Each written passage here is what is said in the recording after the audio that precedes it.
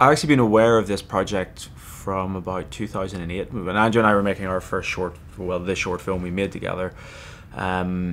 He already had kind of an idea for this script, basically based on a short story which he'd read at that point, and he'd written a treatment, and so it was something we talked about very early on. And then we made the short film we made together, 5 Miles Out.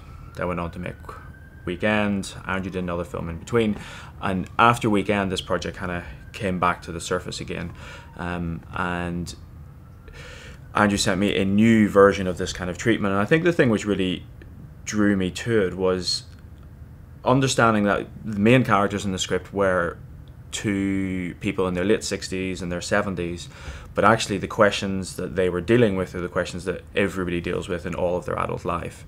And that actually, if this film was told in the right way, it wouldn't only engage with people within that age range, but actually would affect all of us.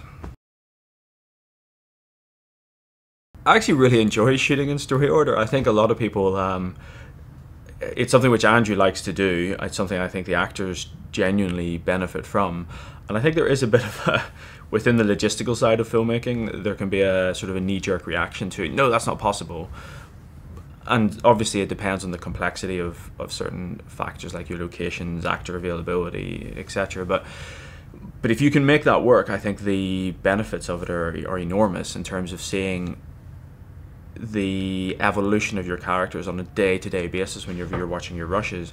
And if you then want to try and tweak or rewrite scenes, adjust things slightly, I think you can do that with a precision that's impossible if you're shooting all out of sequence and maybe over a much longer period of time than we shot for.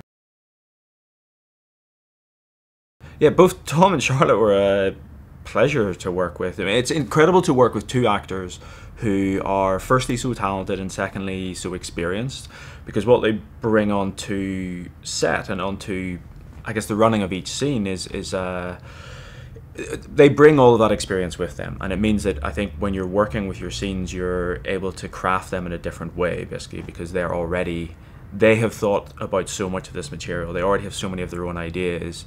They've already fleshed out the complexities of their characters so much that then it allows the director and Andrew a lot of opportunity to actually sculpt a scene rather than to try and imbue it with things which should really be there already.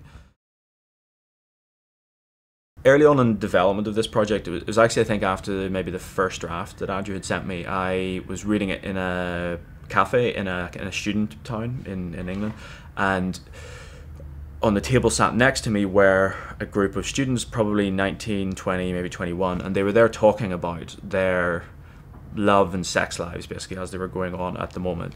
And as I was reading the script and also listening to them, I realized that everything that they were talking about was the same questions that the characters within 45 years of the script were dealing with. But rather than where our characters are looking back on those questions, these people who are only in their kind of early 20s were looking forward at all of these questions and not yet fully understanding what they were. And I think that was the moment I realized that actually this is a film and a story that can connect with anybody, basically. You know, it's dealing with a profound and universal question that we all have to deal with, basically. Are we living our lives in the right way? And I think that's why people should go and see the film.